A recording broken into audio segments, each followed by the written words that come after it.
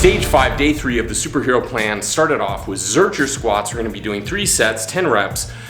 We did 2 sets before we got started with our working sets.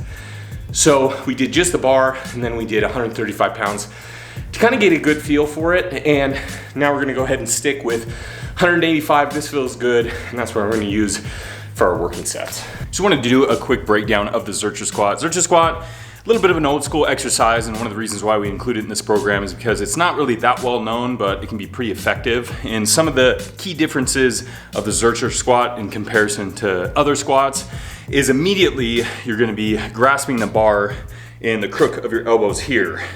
So big difference, obviously your upper body's not supporting in the sense of either your traps or on your shoulders like a front squat. All of a sudden you're holding a bar with your arms. So immediately your biceps are gonna have to be activated in an isometric contraction to hold the bar, and you're really gonna pull it against yourself too. And the positioning in the bar is gonna slightly change from the squat. Coming down, your shoulders are gonna come forward a little bit, and as you squat up, you're gonna kind of pull that bar back into your body. So the traps are gonna be involved to help kind of secure that shoulder and the weight as well from holding the bar in that position. But the good thing is, it's not only working your quads, your glutes, of course, like we said, your biceps are gonna be contracted isometrically, and also the traps as well as a lot of the upper back muscles. So it kind of feels more like a full body exercise, which is one of the reasons why we included it in this program. It is an amazing exercise, but it can be a little tricky to get in the proper positioning. So it takes some getting used to, but some people might kind of shy away from an exercise like this, which is okay. Any kind of new exercise can be a little bit almost threatening in a way, because you're like, is that gonna be good for me? I don't know, I've never done it before, but definitely give it a shot. And like Hudson was saying earlier, we just started with the bar, just to kind of warm up, get the positioning right, and then of course go from right in there. And we're not going super heavy with it. You know, you really do wanna get that full range of motion coming all the way down, getting your arms between your legs as you squat, and then when you press up to the top position, get that full extension. So once you get comfortable with it, that's when this exercise feels awesome. We got the hex bar deadlifts, and we are using the hex bar, but of course if you don't have one of these at home, you can always just use some dumbbells and do farmer squats. But the reason it's called the deadlift is because we're starting from the dead position, or the position where the weight is just on the floor. So you're gonna be having to pick it up from that position, bring it all the way up to the top, and then rinse and repeat. But the difference between the hex bar and the conventional deadlift is the positioning of your grip is gonna change a little bit. Where the conventional deadlift is a little bit more of a posterior chain exercise because the barbell is placed in front of you. So it has to be a lot of hamstrings and glutes, lower back, lats, things like that. But for this, the hex bar deadlift, you're changing the position of your grip, so it's gonna change the position of your body a little bit. So instead, more of a bent over position, you're actually kind of a little bit more in a squat position. So you're gonna get a lot of glutes, yes, a little bit in the hamstrings, a lot of quad activation as well. So it's gonna change it a little bit more into like kind of a balanced exercise rather than just a posterior chain. So we're also gonna be supersetting it with the farmer holds, where we're just holding that position, a lot of trap activation and a lot of forearms. I like to try to slightly shrug, but also slightly flex your wrists a little bit, kind of curl them in. That'll really activate the forearms and help with the grip a little bit more, but of course, definitely can fatigue your forearms pretty quickly. We don't have enough room in our gym to perform the farmer's walk, so we're switching up a little bit with the farmer's holds and be holding for 30 seconds. This is tough. Slippage. Oh yeah. Your hand's a little sweaty, that's not good. It makes it that much harder.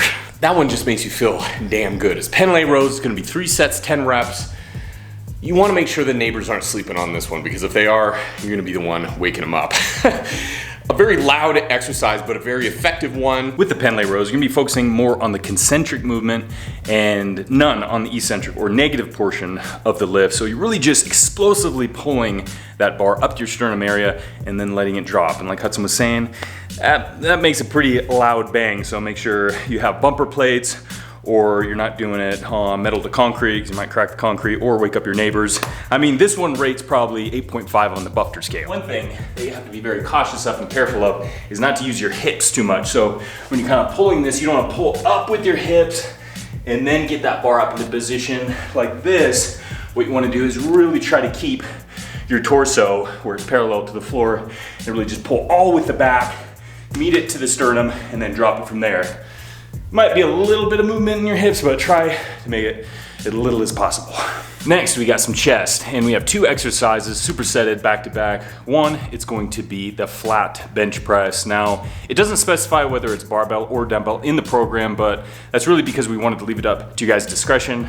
Either you have a barbell or dumbbells. We're using dumbbells today, and it makes it especially easier to be able to superset it right on to the next exercise, which is gonna be around the worlds for the chest, which is more of an isolation exercise, kind of a interesting movement, but it's really helped to isolate and contract the chest, especially after doing a big compound movement like the flat bench press. So this one is definitely a chest burner.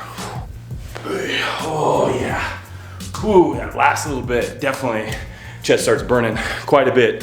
And when you think about the chest connecting the humerus here, and you're raising it from above to pulling it down here, and then squeezing the chest so the dumbbells come to the size of your thighs, that's when you're gonna really feel not only the stretch of your chest, but also bringing it down and squeezing that really good contraction.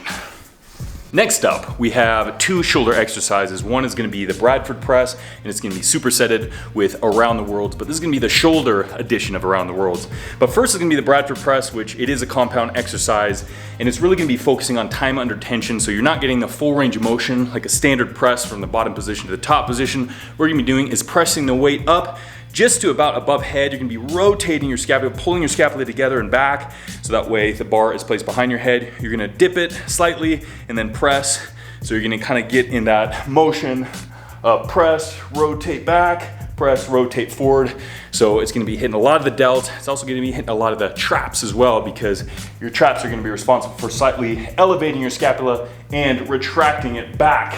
And what really helps is getting a wider grip on these ones. So if you get it too narrow, you won't be able to get that rotation to get it behind your head. So if you go real wide, you'll be able to get that nice range of motion. And don't feel like you have to come all the way down to the base of your neck here. Just kind of come about the base of your skull, and you can press up from there as long as you keep tension in the shoulders. And that's gonna be supersetted with Around the Worlds for the shoulders. It's pretty much just grabbing a dumbbell, kettlebell, or a plate, whatever's available for you. You're gonna be grasping with both hands, and you're gonna be kind of acting like the plate is the moon or the world, and your head's the sun or the earth, whatever you wanna kind of imagine. But it's rotating around your head, and you're gonna be going one way and then the other way. So again, a really good time under tension exercise, a lot in the shoulders and a lot in the traps too. Yeah. So we are moving on to arms, and we're getting it started with the skull crushers, an excellent exercise for the triceps. You're gonna be isolating those bad boys. So again, if you need to fill it out a little bit, we recommend just doing a first feel out set. That's what we did. It ended up being a little too light, so we added some more weight. And what you're gonna do with this one, you're gonna perform 3 sets, 10 reps, and then on your last set, it's gonna be a drop set. So make sure you have just a little bit left in the tank for that one. It's really gonna push them to their limits, and we really love ending it with the drop set because it's just that nice little finisher to the exercise that gets you that much more pumped. Finished up with skull crushers, which is one of our favorite tricep exercises of all time, and now we're moving on to the barbell curls. They're all our favorite exercises. Brandon's laughing because everything's a favorite. I'm wearing my favorite hat today with my favorite tank top, my favorite pants, and I'm in my favorite gym, which is our gym. My favorite.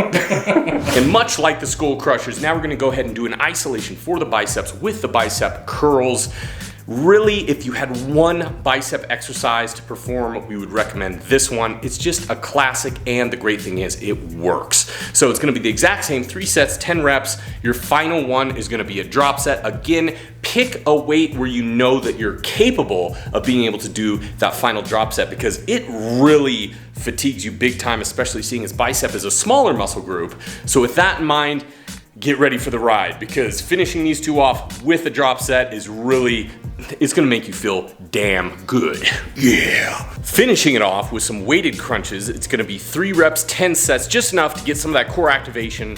And once you're finished, we're done with day 3 of stage 5. Halfway there. Oh yeah. 3 more days left. This is hard. We'll see you next time, but we're gonna do it. I sounded a little negative there. Definitely don't want any of that. We're into winning. Yeah.